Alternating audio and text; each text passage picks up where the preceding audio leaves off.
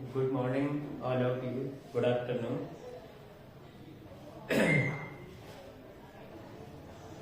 आज हम आप लोगों को आपको पता है कि रीट की जो भर्ती है, अभी रीट के फॉर्म में चल रहे हैं। रीट की एग्जाम भी बहुत जल्दी होने वाली है 27 फरवरी को।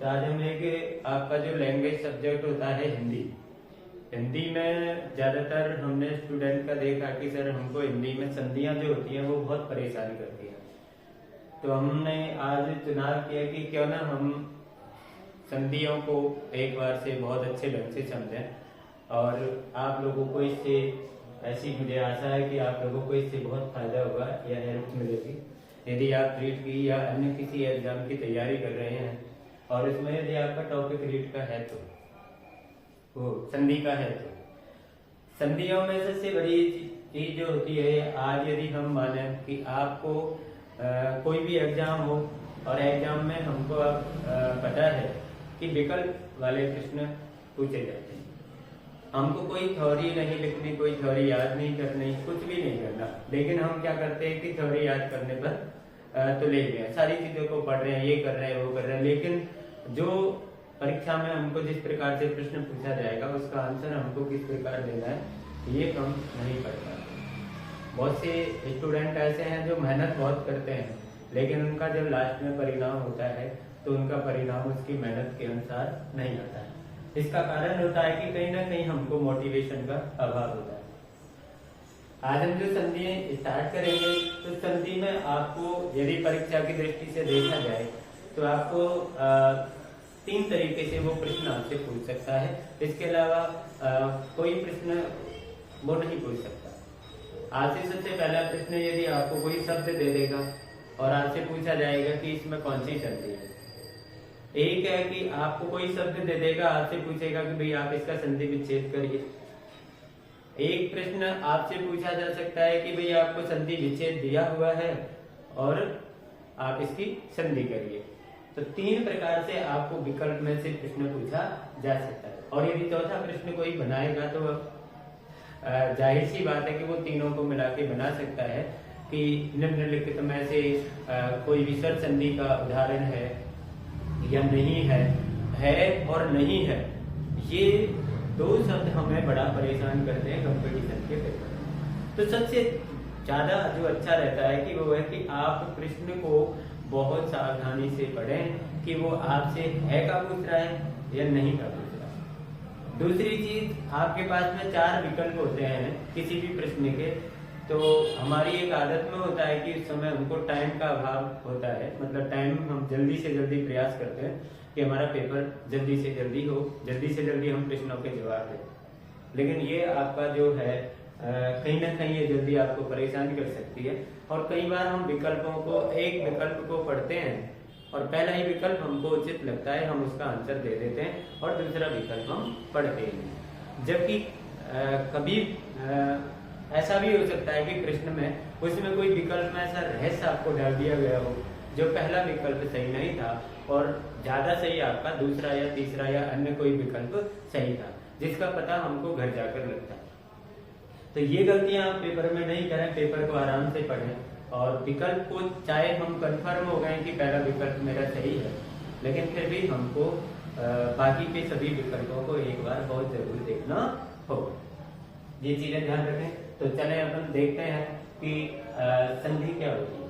संधि में देखिए, आपको जो मैंने अभी बताया था कि 3 तरीके के प्रश्न आपसे पूछा जा सकता है कि भाई या तो वो आपको किसी शब्द की संधि करवाएगा या आपसे वो विच्छेद करवाएगा और या आपसे वो पहचान करवाएगा कि इसमें कौन सी संधि है। ये 3 तरीके के प्रश्न हमसे पूछे जाते हैं। तो हम क्यों ना हम 3 ही बातों पर विचार करें, हम इनकी डेफिनेशन, हम इनकी कोई और अपवाद वगैरह ये सारी चीजों को हम बिल्कुल नहीं देखते। दूसरी चीज, जब हम एक एक चीज को पढ़ेंगे कि भाई संधि कैसे होती है, विच्छेद कैसे होता है, इसकी पहचान कैसे होती है, तो इन सब की हमको पढ़ाई करने के बाद में हर जो स्टूडेंट होता है, हर टीचर होता है, उसका पढ़ाने का तरीका होता है, हर स्टूडेंट का पढ़ने का तरीका होता है और हर स्टूडेंट का एक समझने का लेवल होता है। वो कौन से लेवल पे समझ पाता है? टीचर अपने आप में अच्छा पढ़ा रहा है, लेकिन हो सकता है कि उस बच्चे का जो लेवल है वो थोड़ा डाउन है और वो उस हाई लेवल से उस टीचर की लैंग्वेज को नहीं पकड़ पाया, नहीं समझ पाया। तो हमें क्या करना है कि हमें उस लेवल पर जाना है कि हमारा परीक्षा में आने वाला प्रश्न हल हो जाए। ये हमारा मेन मकसद होना चाहिए। हमको बिल्कुल ज्यादा नहीं पढ़ना। हमको कोई कहता है कि भाई मुझे तो विद्वान बनना है, मुझे विद्वान नहीं बनना है, मुझे मेरा पेपर क्लियर करना है। मेरे पेपर में जैसा प्रश्न आप मुझसे पूछा जाएगा वो प्रश्न मैं हल कर दूं, मेरे पास में इतना ज्ञान हो। मेरा जो आपसे पर्सनल जो है वो ये विचार है। अब अपन पढ़ेंगे कि संधि। सबसे पहले अपन संधि शब्द पर हम गौर देंगे कि ये संधि जो है ये क्या है। संधि जो थी वो प्राचीन समय में आपने देखा होगा कि संधि जो होती थी उसको हम समझौता भी बोलते थे। जो प्राचीन समय में दो राजाओं के मध्य में होता था। इसका मतलब है कि जो संधि है वो कहीं ना कहीं दो चीजों को, दो व्यक्तियों को, दो को जोड़ने का काम करती है और दो को जोड़ने का काम करके उसमें कुछ न कुछ जो है वो अंतर होता है। आज माना कि आपके पास में रस्सी के दो टुकड़े हैं और रस्सी के दोनों टुकड़ों को मैंने अलग अलग टुकड़ों को एक गांठ लगाकर एक उसमें उसको एक बना दिया, एक कर दिया। अब आप समझ जाएंगे कि कहाँ जो दो टुकड़े थे मेरे पास वो आज एक हो गए। दोनों को मैंने जोड़ दिया तो उनमें परिवर्तन हुआ या नहीं हुआ? एक दो टुकड़े और एक टुकड़ा, इन दोनों में परिवर्तन हुआ। तो हाँ, दो राजा थे या दो व्यक्ति थे, उनमें लड़ाई हुई और लड़ाई होने के बाद में उन दोनों में समझदारी से अपना क्या कर लिया, समझौता कर लिया, दोनों आपस में मिल गए। तो वो दोनों पहले जो अलग अलग थे अभी वो एक हो गए और यदि लड़ाई हो गई तो वो अलग अलग हो गए। कहने का मतलब इसमें कुछ डिफरेंस होता है, मतलब इसमें कुछ अंतर आता है। और जो अंतर आता है वो अंतर आता है किसके द्वारा? संधि के द्वारा। वो किसके अंदर अंतर आया? किसके द्वारा अंतर आया? संधि के द्वारा अंतर आया। तो ये संधि जो है उस अंतर को अपन कहेंगे।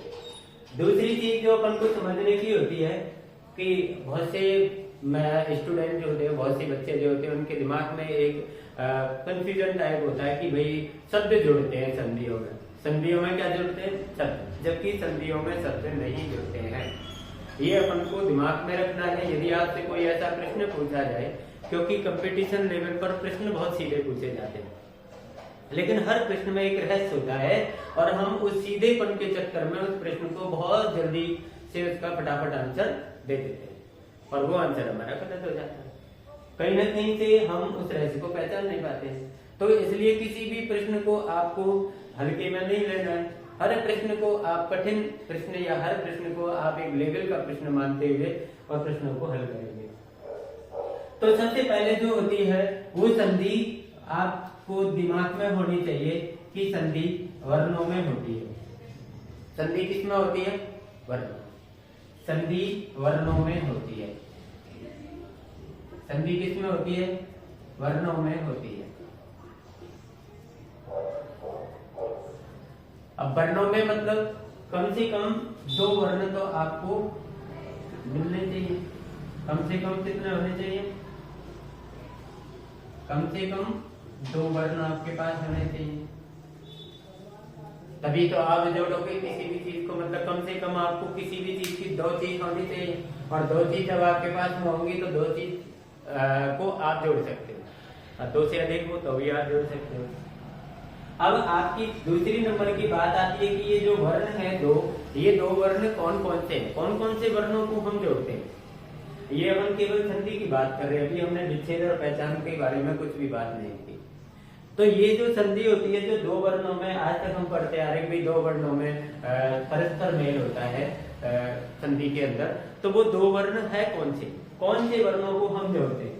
तो आपको पता है कि किसी भी शब्द का जब विच्छेद होता है तो विच्छेद में, जैसे माना कि मेरे पास एक शब्द है जिसका मैंने विच्छेद किया हुआ है विद्या प्लस आनंद। ये एक छोटा सा शब्द है, मतलब जिसको हम पढ़ते आते हैं, और हर एक स्टूडेंट को रटा हुआ होता है कि विद्यालय का संधि विच्छेद विद्या प्लस आलय होता है। लेकिन अब अपन को इस शब्द के, इसीलिए हम छोटा शब्द यहाँ पर यूज करेंगे समझने के लिए, इसीलिए हमने सीधा शब्द लिया है। अब अपन को संधि करनी है, ये दोनों चीज अलग अलग। देखो ये बीच में क्या है, प्लस का निशान लगा हुआ है, तो ये अलग है, ये अलग है। आज यदि मैं ग्रामीण लैंग्वेज की बात करूँ आपसे, तो कोई दो भाई होते हैं, यदि वो दोनों भाई अलग अलग हो जाएंगे तो बीच में जाके वो दीवार कर लेते हैं। अपना खेत हो, अपना घर हो या कुछ भी, उसमें दीवार कर ले। तो ये एक ही परिवार था, उसने बीच में दीवार करके दो परिवार बन गए, मतलब एक ही शब्द के ये दो शब्द बन गए। मतलब ये विच्छेद के रूप में अभी हमारे सामने है। यदि ये विच्छेद के रूप में हमारे सामने है, हम इनकी कर रहे हैं संधि, तो मुझे संधि करने के लिए कितने वर्णों की आवश्यकता होती है? कम से कम 2 वर्णों की आवश्यकता मेरे पास होती है। तो मुझे कौन से 2 वर्ण इसमें से आपस में जोड़ने हैं? तो आपको ये ध्यान रखना है कि ये जो है ये प्रथम पद है आपका, ये द्वितीय पद है। तो जो आपका प्रथम पद है ना, प्रथम पद की अंतिम ध्वनि, प्रथम पद की अंतिम ध्वनि, या फिर आप इसको डायरेक्ट वर्ण लेते तो ज्यादा आपकी समझ में आएगा। मतलब अंतिम वर्ण, और द्वितीय पद जो है आपका ये वाला, इस द्वितीय पद का प्रथम वर्ण।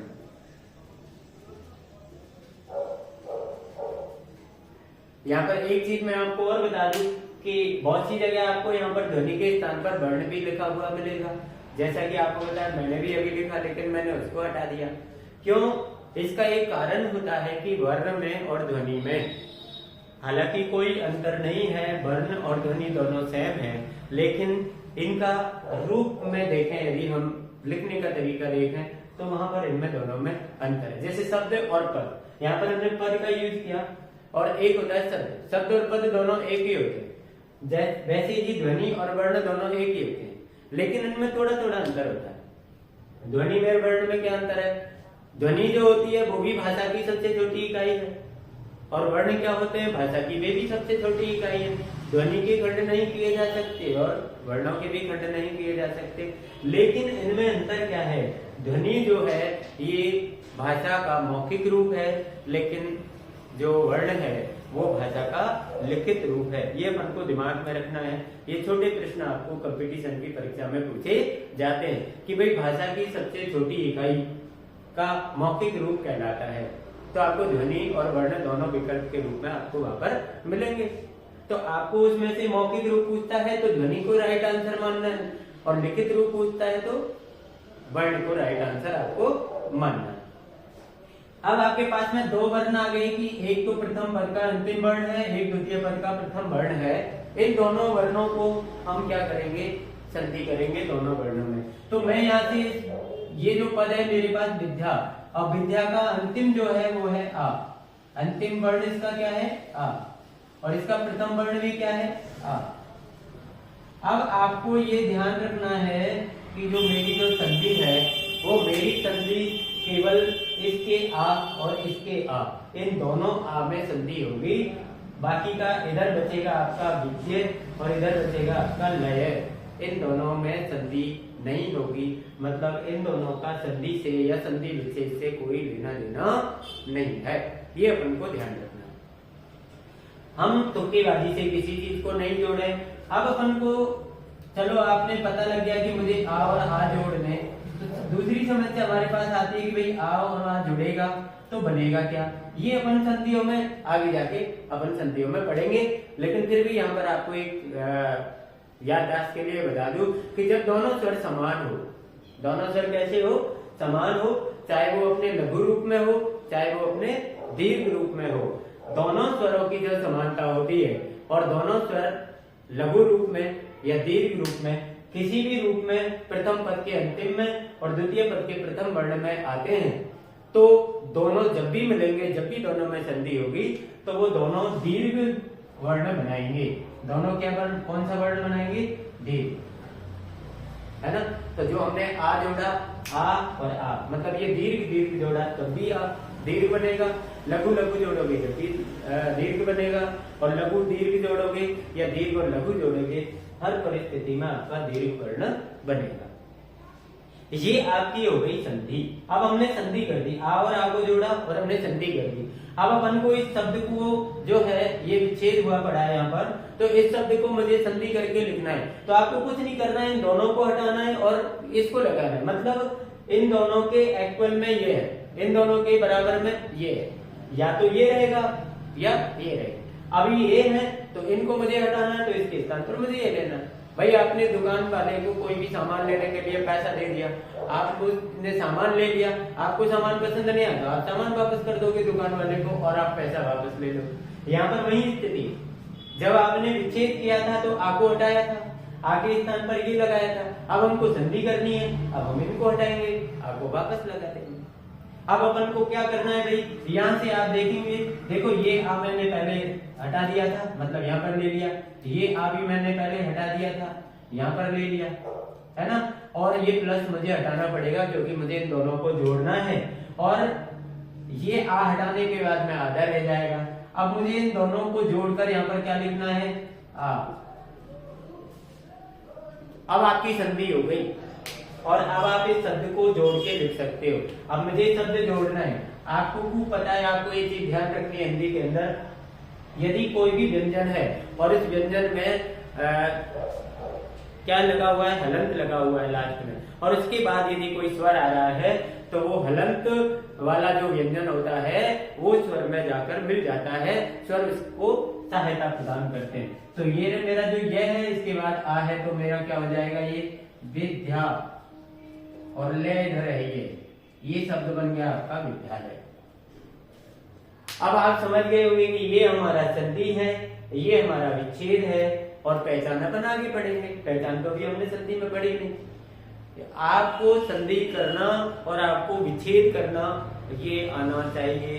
नियम तो याद भी हो जाते हैं, नहीं होते हम रट लेते हैं, रटने में नहीं आते समझ लेते हैं, कुछ भी कर लेते हैं, लेकिन हमको वो तरीका नहीं आ पाता है कि हमको संधि कहाँ से करनी है, विच्छेद कहाँ से करना है।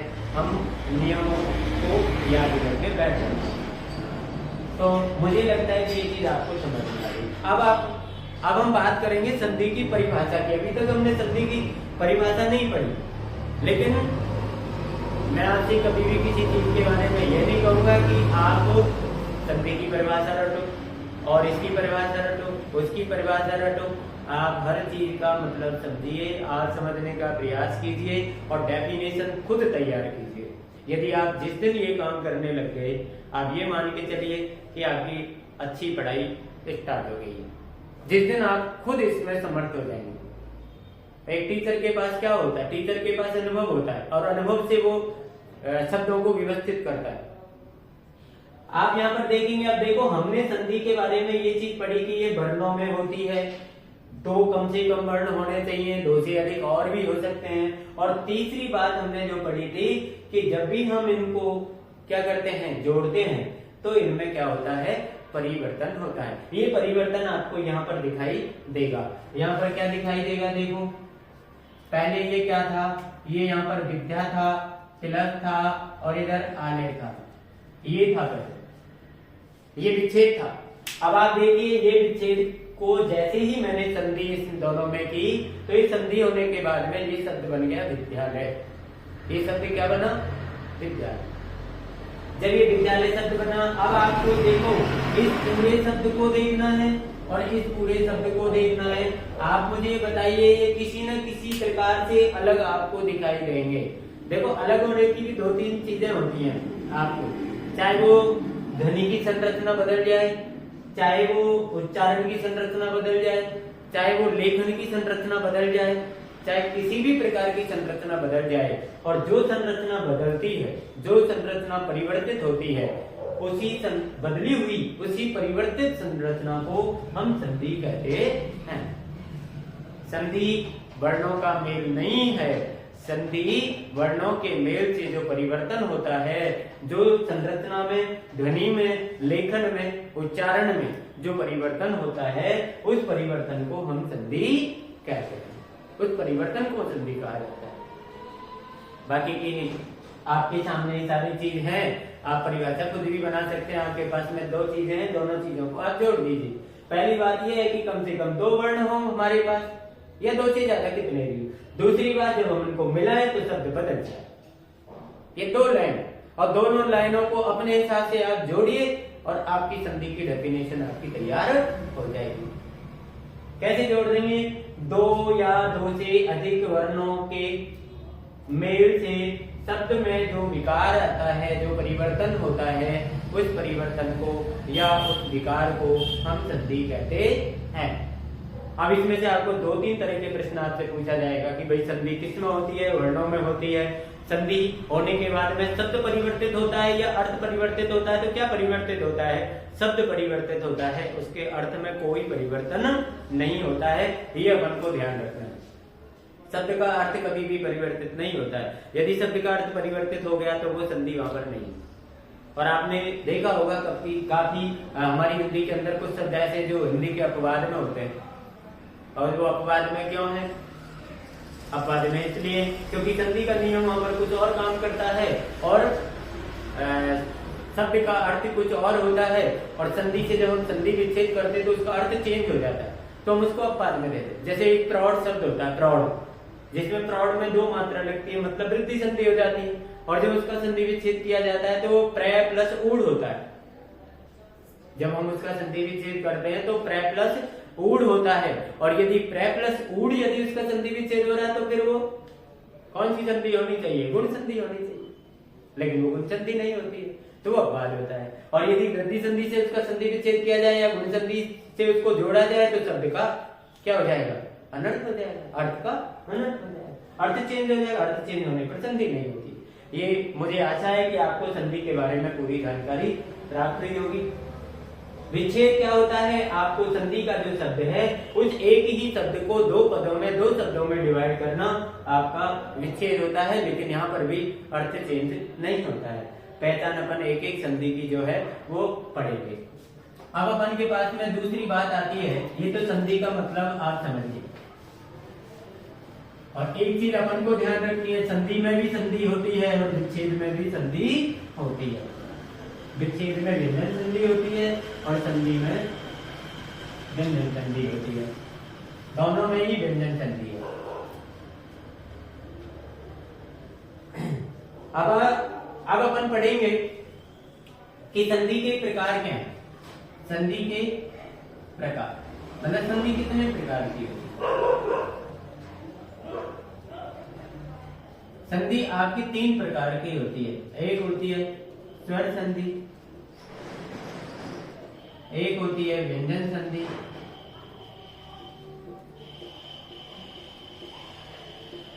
और एक होती है विसर्ग संधि।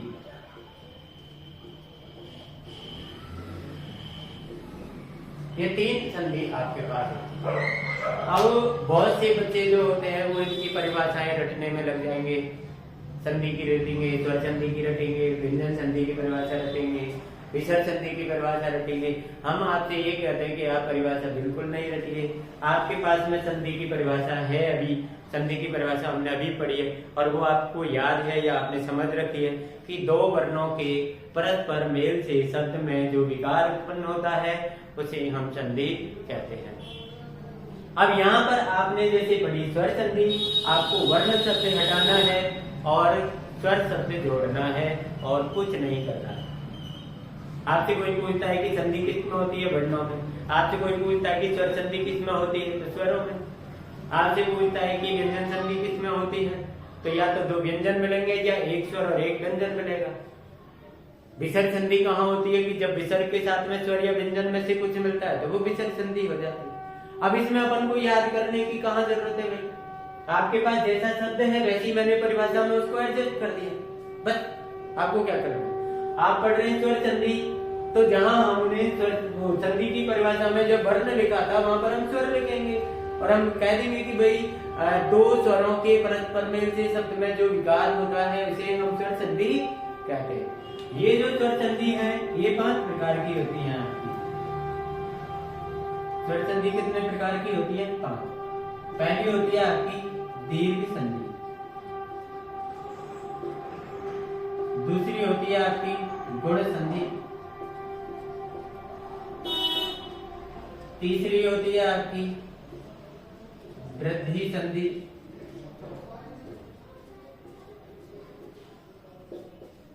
नंबर 4 होती है आपकी यण संधि, और एक होती है आपकी अयानी संधि।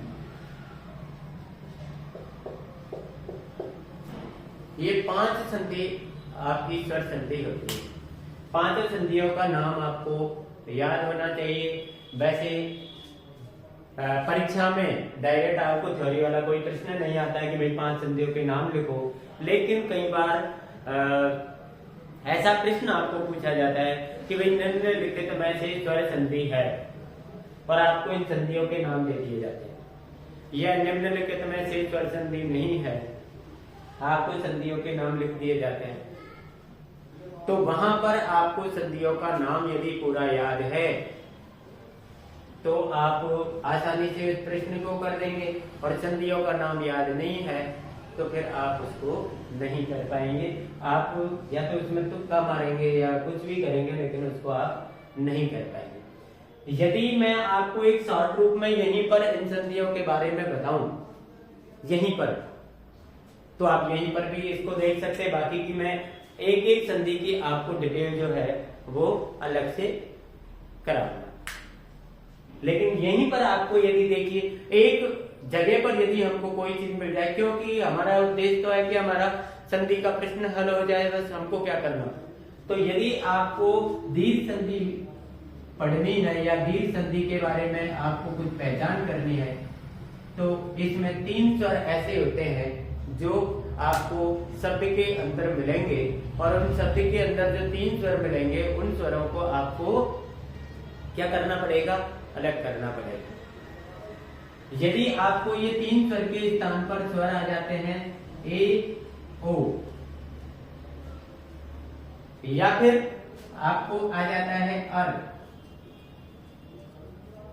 या फिर आ जाता है अर, तो ये जो है ये आपके गुण संधि के अंदर आते हैं। एक यदि आपको आ जाती है वृद्धि संधि, तो इसमें आपके जो है ओ आई और औ, ये 2 वर्ण आपके आएंगे, क्योंकि गुण संधि में आप देख रहे हैं कि मात्रा 1 होती है और वृद्धि संधि में मात्रा होती है 2। मतलब एक मात्रा बढ़ गई, एक मात्रा में वृद्धि हो गई, और जब एक मात्रा में वृद्धि हो गई तो संधि भी वृद्धि हो गई। ये अपन को ध्यान रखना।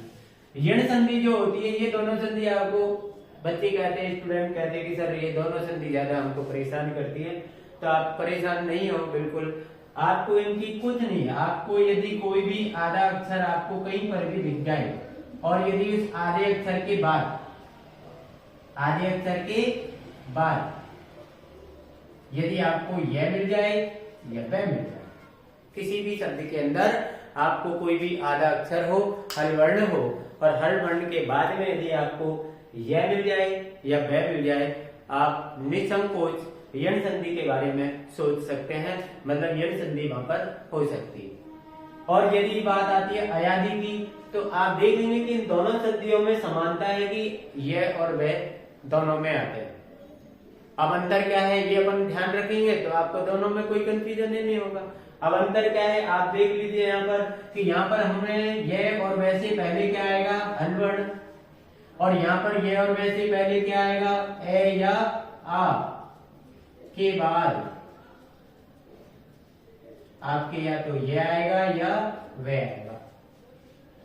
यदि ये स्थिति आपके सामने है तो आप इन संधियों में से कुछ भी आप आराम से इसकी पहचान कर सकते हैं। और यदि आपको ये चीज नहीं आपको पता है तो आप उसकी पहचान करने में आपको टाइम लगेगा, या आप उसकी पहचान करने के लिए अब एक चीज और आपको याद रखनी चाहिए, ये तो आपकी संधि है। अब आपको विच्छेद और क्या करना है, वो आपको और आना चाहिए। पहचान आप इसी से कर सकते हो। संधि आपके सामने है और विच्छेद आप करेंगे तो आ के टुकड़े कैसे होंगे, ई के कैसे होंगे, ऊ के कैसे होंगे, ए के कैसे होंगे, ओ को तोड़ेंगे हम तो क्या बनेगा, आई को कैसे तोड़ेंगे, ए आई और औ, और इनका हम कैसे कैसे क्या करेंगे ये हमको और पता हो और आपकी संधि क्लियर है, संधि में कोई दिक्कत ही नहीं। अभी मैंने जो इस वीडियो में आपको संधि के बारे में, संधि की परिभाषा, संधि की क्या होती है, संधि कहाँ पर होती है, वर्णों में होती है तो कौन कौन से वर्णों में होती है, संधि कितने प्रकार की होती है, तो संधि 3 प्रकार की होती है, स्वर व्यंजन विसर्ग, और स्वरगत संधि कितने प्रकार की होती है, तो 5 प्रकार की होती है, दीर्घ गुण वृद्धि यण अयादि। और इन सब के मैंने स्वर आपको साइड में लिखकर उनकी पहचान करने के बारे में बताया। मुझे आशा है कि आपको इससे कुछ ना कुछ मदद अवश्य मिली होगी, या आप संधि के टॉपिक को लाइक करेंगे, आपको अच्छा लगेगा तो आप इस चैनल को अभी सब्सक्राइब कर लें, नोटिफिकेशन को भी आप बेल आइकन को प्रेस करें, नोटिफिकेशन आपको मिलता रहेगा। और इसी प्रकार हम नई नई वीडियो के साथ आपसे मिलते रहेंगे, छोटी छोटी वीडियो हम आपके लिए बनाते रहेंगे। और नेक्स्ट पार्ट में मैं आपको दीर्घ और गुण संधि के बारे में जो है आपको नई वीडियो के साथ में एक बार फिर मिलेंगे। और आप पढ़ते रहिए, और आपके लिए हम धीरे धीरे जो भी मोटिवेशन आपको हमें देना होगा या हमें लगेगा कि ये हमें देना है तो आपको हम वो देंगे। और एक चीज और आपको मैं बताना चाहूंगा कि हिंदी तो मैं आपको ग्रामर पोर्शन कराऊंगा ये वीक में, बाकी की मैथ के लिए भी मैं आपकी मदद कर पाऊंगा। कुछ टॉपिकों की मैथ की भी वीडियो मैं आपको बनाऊंगा कि किस प्रकार आप मैथ के सवालों का आंसर दे सकते हैं, ज्यादा से ज्यादा हम प्रश्नों को हल कर सकें और कम से कम समय में कर सकें। ऐसी कोई ट्रिक्स जो होती हैं उन ट्रिक्स के बारे में भी मैं आपको बताऊंगा, इसलिए आप लगातार देखते रहें और अपने दोस्तों को भी इन वीडियो को शेयर करते रहें। Thank you very much.